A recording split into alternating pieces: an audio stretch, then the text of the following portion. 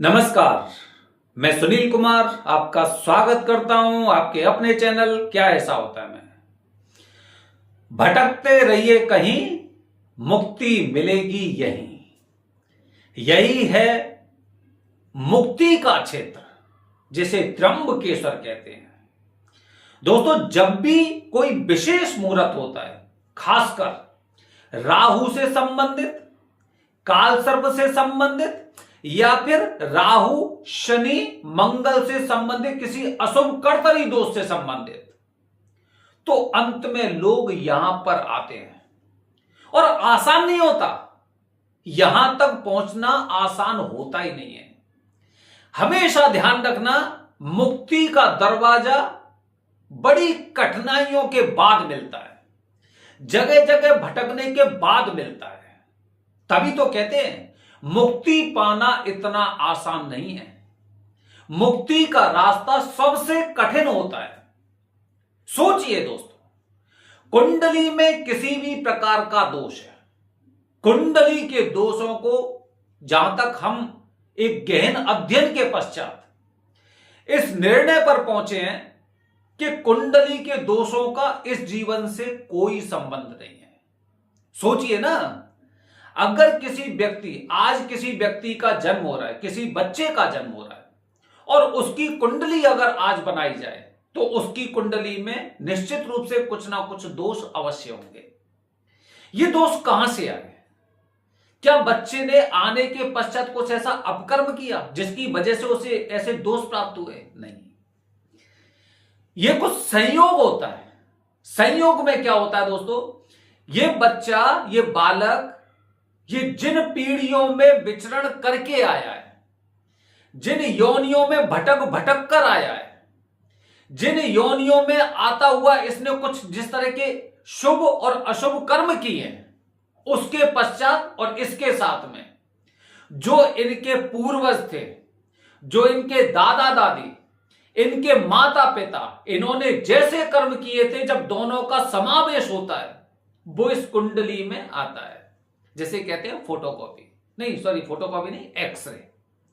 ये बच्चे का एक्सरे होता है कि इसके घर वाले कैसे कार्य करते रहे, इसने इससे पहले मतलब किस प्रकार का जीवन जिया होगा, किस प्रकार के इसने कर्म किए होंगे, वो सारी चीजें इस एक्सरे मशीन में आती, इस एक्सरे रिपोर्ट में आती, जिसे हम बोलते हैं कुंडली।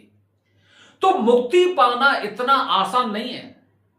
आप में से बहुत कम लोग ऐसे होंगे जो सीधे त्र्यंबकेश्वर आए। 10% लोग, ज्यादा से ज्यादा बता रहा हूं मैं आपको, ज्यादा से ज्यादा 10% लोग ऐसे होते हैं जिन्हें पता चलता है कि कुंडली में काल सर्प दोष है, कुंडली से संबंधित राहु की महादशा है या फिर राहु का कुछ ऐसा अशुभ प्रभाव है, तो डायरेक्ट लोग यहां तक आ पहुंचे। अन्यथा क्या होता है? अन्यथा किसी ने अपने घर के आसपास पूजन करवा लिया, किसी ने अपने घर में ही पूजन करवा लिया, किसी ने जो जहां पर रहता उस नदी के किनारे पूजन करवा लिया, किसी ने किसी ऐसे स्थान पर तीर्थ क्षेत्र में जाकर नदी के किनारे पूजन कर दिया, किसी ने महाशिवरात्रि वाले दिन नाग नागिन के जोड़े को प्रवाहित करके पूजन कर लिया, किसी ने नाग नागिन को किसी शिव मंदिर में रखने के पश्चात पूजन कर दिया। ये वो लोग होते हैं, भटक रहे हैं, अभी भटक रहे हैं। इनका मुक्ति का दरवाजा, वो क्षेत्र अभी इनको मिला नहीं है।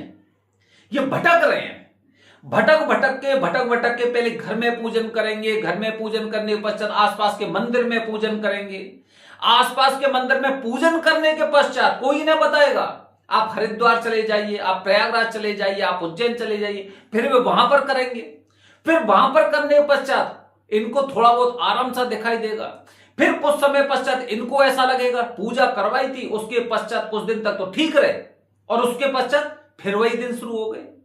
तो ये लोग भटक भटक के जब लगातार इन सब चीजों में चले जाएंगे तो उसमें से 10% लोग ऐसे होंगे जो त्र्यंबकेश्वर पहुंचते, और वो भी जब भगवान शिव जी की कृपा आप पर होगी, जब आपका विश्वास भगवान शिव जी पर होगा, जब आपका विश्वास ज्योतिर्लिंगों पर होगा, और जब आपका विश्वास या फिर जब आपके कर्म आपको मुक्ति का दरवाजा दिखाई देने के लिए एकदम तैयार हो जाते हैं, तब लोग यहां पर पहुंचते हैं। अन्यथा 90% लोग पहले यहां पर उपाय किया, वहां पर उपाय किया, उसके पश्चात उज्जैन पहुंच गए, प्रयागराज पहुंच गए, ऋषिकेश पहुंच गए, यहां पर पूजन करवा लिया, और फिर क्या कहते हैं, सब लूटने वाले लोग बैठे हुए हैं। हमने तो पूजन करवाई थी, पता नहीं पूजन कैसी हुई कैसी नहीं हुई, हमें तो पता ही नहीं चला। इस तरह की बातें करते 90% लोग, और 10% लोग यहां तक आ जाते क्योंकि कहीं ना कहीं या तो इन्होंने अपने पूर्व जन्म में कोई अच्छा कार्य किया होगा कि जिसकी वजह से कि एक क्षेत्र में पूजा करने के पश्चात इनको एकदम ज्ञान होता है कि मुझे पूजन यहां पर करना चाहिए था, वो पहुंच जाते हैं। कुछ इसमें योगदान रहता है हमारे माता पिता का, हमारे पूर्वजों का, जब उनकी कुछ शुभ दृष्टि होती है, हम उन चीजों को मानते अपने पितरों के लिए कार्य करते हैं, तो शुभ ज्ञान प्राप्त होता है ना, ज्ञान की वजह से लोग यहां पर पहुंच जाते हैं। तभी तो कहते हैं दोस्तों, भटकते रहिए कहीं, मुक्ति मिलेगी यहीं। त्र्यंबकेश्वर में कालसर्प दोष की मुक्ति का केंद्र है। तभी तो दोस्तों, जो लोग त्र्यंबकेश्वर आने वाले हैं अक्षय तृतीया वाले दिन, वो पूजन नहीं करेंगे, वो विशेष पूजन करने की इच्छा रखते हैं, क्योंकि कालसर्प दोष के जितने भी शुभ मुहूर्त होते हैं उनमें लोग पूजन करने नहीं आते, वो अपने दिन को खराब करने नहीं आते, वो अपनी चीजों को बहुत कम लाभ के लिए नहीं आते, वो यहां से संपूर्ण मुक्ति पाने के लिए आते हैं, विशेष पूजन करवाते हैं। जितने भी हम लोगों के पास अभी तक त्र्यंबकेश्वर की बुकिंग आई है, त्र्यंबकेश्वर में जिन लोगों ने अपना नाम रजिस्टर करवाया वरदानी पंडित जी ट्रस्ट में, उसमें से 90% लोग ऐसे हैं जो केवल पूजा नहीं करेंगे, वो विशेष पूजा कर रहे हैं। किसी का 1.25 लाख महामृत्युंजय का जाप है, किसी की राहु केतु के जाप उसमें शामिल है, मतलब इस प्रकार से। और ग्रुप वाले पूजन तो इस बार मतलब जो विशेष मुहूर्त होते हैं वो बहुत कम लोग होते हैं, जो एक बहुत बड़े झुंड में आते हैं और किसी पंडित जी के पास मिल गए 50, 60, 70 लोगों के साथ पूजन करते हैं, वो अलग होते हैं। तो वो इस तरह का नहीं। लोग जैसे जैसे आजकल सनातन धर्म की ओर जा रहे हैं, वैसे वैसे उनको शुभ ज्ञान भी प्राप्त हो रहा है कि अगर विशेष है तो मुझे भी विशेष चाहिए, कम नहीं चाहिए। और विशेष वाले दिन विशेष पाने के लिए हमें भी विशेष करना पड़ता है, हमें भी विशेष करना पड़ता है कि जिससे कम से कम हम भीड़ से अलग हो। जीवन है, चलता रहता है, लेकिन अगर मुझे लाभ प्राप्त करना है तो फिर विशेष लाभ ही प्राप्त करना है, कम प्राप्त नहीं करना है। इस मुहूर्त को ऐसे नहीं जाने देना है। आप देखेंगे उज्जैन में भी काफी लोग जो मंदिर में पूजन करने वाले, उनके पूजन नहीं है, विशेष पूजन है। ये अलग लोग होते हैं क्योंकि ना इनको विशेष लाभ प्राप्त करना होता है। ये उन दोषों से हमेशा हमेशा के लिए मुक्त होना चाहते हैं। ये नहीं चाहते कि इनके आने वाली पीढ़ी में ये दोष गतिमान हो, ये यहीं पे इसे रोक देना चाहते हैं। जितनी योनियों से भटक भटक कर आए हैं, अब इसके पश्चात इन्हें नहीं भटकना है, ये वो लोग होते हैं। दोस्तों, त्र्यंबकेश्वर में वरदानी पंडित जी द्वारा यदि आपका पूजन हो जाता है विशेष मुहूर्त में, खासकर मैं पूजा कर रहा हूं अकेले पूजन की, ग्रुप वाले पूजन की वरदानी पंडित जी ट्रस्ट किसी प्रकार की कोई जिम्मेदारी नहीं लेते हैं। मैं आपको बताऊं, क्योंकि हम पहले बता चुके हैं कि ये पूजन केवल हम आपके लिए कर रहे हैं, जैसा भी पूजन होगा आप खुद जिम्मेदार हैं। अकेले वाले पूजन के लिए हम विशेष रूप से जिम्मेदार होते हैं, जिसके बारे में कहा जाता है संतुष्टि नहीं तो दक्षिणा नहीं। इसीलिए दोस्तों, कहीं आपके हाथ, आपकी आंखों के सामने से ये मुहूर्त निकल ना जाए, बस ये आपको ध्यान रखना है। क्योंकि दोष या तो आगे की पीढ़ी में गतिमान होगा, ये दोष हम पिछली पीढ़ियों से लेकर आए हैं, पिछली योनियों से लेकर आए हैं, ये दोष हमें मुक्ति के क्षेत्र तक नहीं पहुंचने देगा।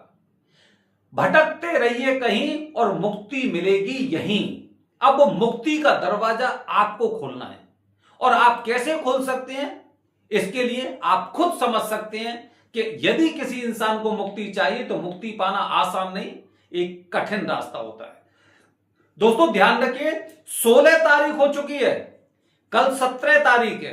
काफी लोग कल त्र्यंबकेश्वर के लिए निकलने वाले हैं। ध्यान रखिए, पूजा से पहले आपकी अर्जी की प्रक्रिया होनी चाहिए। मैंने कहा ना, विशेष अर्जी आपकी घर से लगेगी, अर्जी की प्रक्रिया आपकी घर से होनी चाहिए। और एक और महत्वपूर्ण बात बता रहा हूं, काफी पंडित जी हमारे संगठन में, हमारे वरदानी पंडित जी ट्रस्ट में थे। उनमें से कुछ पंडित जी उनके व्यवहार के कारण हमने अपने ट्रस्ट से बाहर कर दिए हैं। तो यदि आप द्वारा से यहां पर पूजन करने आ रहे हैं, विशेष पूजन करने आ रहे हैं, तो ध्यान रखिए कि यदि आपका हमसे संपर्क नहीं हुआ और डायरेक्ट गुरुजी से संपर्क हो गया है और हो सकता है वो ट्रस्ट से बाहर हैं, तो हमारी इसमें किसी प्रकार की कोई जिम्मेदारी नहीं, कोई गारंटी नहीं है। ये ध्यान रखना, क्योंकि काफी पंडित जी ऐसे थे जिनके व्यवहार के बारे में लोगों ने हमसे कंप्लेंट की थी कि इनका व्यवहार अच्छा नहीं है, ठीक है, इनकी पूजा की विधि अच्छी नहीं है, इनके यहां पर पॉजिटिव एनर्जी नहीं है, इनको हमेशा केवल पैसे पैसे दिखाई देते हैं, ठीक है। तो जो वरदानी पंडित जी के ट्रस्ट पर अगर उसकी गाइडलाइन के अनुसार अगर वो नहीं हो पाया, तो हम उसे अपने ट्रस्ट से बाहर कर देते हैं। तो ध्यान रखिए, यदि आप हमारे माध्यम से पहले भी पूजन करवा चुके हैं और द्वारा यहां पर आ रहे हो, यदि आपके पास किसी गुरुजी का नंबर है, तो आप खुद जिम्मेदार होंगे यदि आप हमारे माध्यम को लांग कर उनके पास डायरेक्ट जा रहे हैं, ठीक है। तो पहले से आप चेक कर सकते हैं कि वरदानी पंडित जी ट्रस्ट में कौन से गुरुजी हैं और कौन से गुरुजी नहीं है। आने वाली वीडियो में दोस्तों आपको बता रहा हूं पूजा की विधि, जो दोष होता है उसकी एक विशेष प्रकार की पूजा त्र्यंबकेश्वर में कैसे होती है। हर हर महादेव, हरिओम।